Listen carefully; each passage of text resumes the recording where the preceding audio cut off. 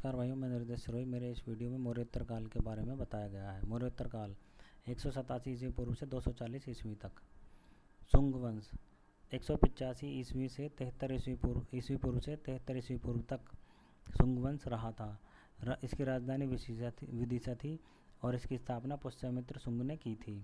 यह ब्राह्मण धर्मावलंबी था। इसने 2 अश्वमेध यज्ञ कराए थे। इसके काल में डेमेट्रियस के नेतृत्व में यवन आक्रमण हुए। इसने इंडो यूनानी शासक मिनांडर को पराजित किया था। पतंजलि इनके दरबार में थे। शुंग काल में बोधगया व सांची के स्तूपों का पुनर्निर्माण कराया गया था। भरहुत स्तूप सतना मध्य प्रदेश का निर्माण पुष्यमित्र शुंग ने कराया था। इसने वैदिक धर्म को राजधर्म घोषित किया था। पाली के स्थान पर पुष्यमित्र ने संस्कृत को राजभाषा घोषित किया था। पुष्यमित्र के काल में ही महाभाष्य तथा मनुस्मृति की रचना हुई। पुष्यमित्र की मृत्यु 148 ईस्वी पूर्व में हो गई थी। शुंग वंश का अंतिम शासक देवभूति था। देवभूति की हत्या उसके मंत्री वासुदेव कण्व ने 73 ईस्वी पूर्व में कर दी थी। कण्व वंश 73 ईस्वी पूर्व से 60 ईस्वी पूर्व तक। इसकी स्थापना वासुदेव कण्व ने की थी। इस वंश का अंतिम शासक सुशर्मा था। इसकी हत्या इसके सेनापति सिमुक ने 60 ईस्वी पूर्व में कर दी थी। सातवाहन वंश 60 ईस्वी पूर्व से 203 ईस्वी तक। सिमुक ने 60 ईस्वी पूर्व में सातवाहन वंश की स्थापना की। इसकी राजधानी प्रतिष्ठान आंध्र प्रदेश थी। इसके वंशजों ने पहले मौर्यों के अधीन स्थानीय अधिकारी के रूप में कार्य किया था। नासुक गुफा का निर्माण सिमुक ने कराया था। सातवाहन वंश के शासक सिमुक सातकर्णी, गौतमीपुत्र सातकर्णी, वशिष्ठी पुत्र पुलुवामी तथा यज्ञश्री सातकर्णी थे। सातकर्णी ने 2 अश्वमेध यज्ञ तथा 1 राजसूय यज्ञ कराया था। गौतमीपुत्र सातकर्णी को सातवाहन वंश का पुनरुद्धारक कहा जाता है। गौतमीपुत्र सातकर्णी की विजयों के विषय में नासिक गुफा अभिलेख से पता चलता है। नासिक गुफा अभिलेख गौतमी बलश्री ने खुदवाए, जो गौतमीपुत्र सातकर्णी की माता थी। नासिक अभिलेखों के अनुसार गौतमीपुत्र सातकर्णी के घोड़ों ने तीनों समुद्रों का पानी पीते थे। इस वंश के प्रसिद्ध साहित्यकार हाल, गाथा सप्तशतक एवं गुणाढ़ व्रत कथा थे। गाथा सप्तशती कीर्ति के लेखक हाल थे।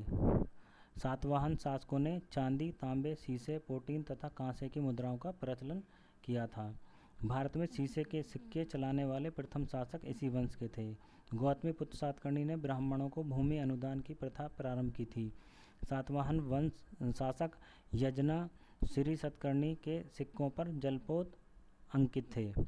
इनके पास जल शक्ति थी, मात्र सत्तात्मक थे। भाषा प्राकृत व लिपि ब्राह्मी थी।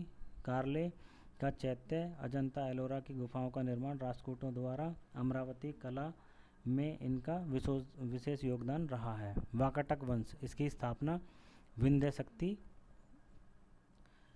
ने की थी। इनका निवास स्थान विदर्भ था। वाकाटक वंश का एकमात्र शासक जिसने सम्राट की उपाधि धारण की प्रवरसेन था।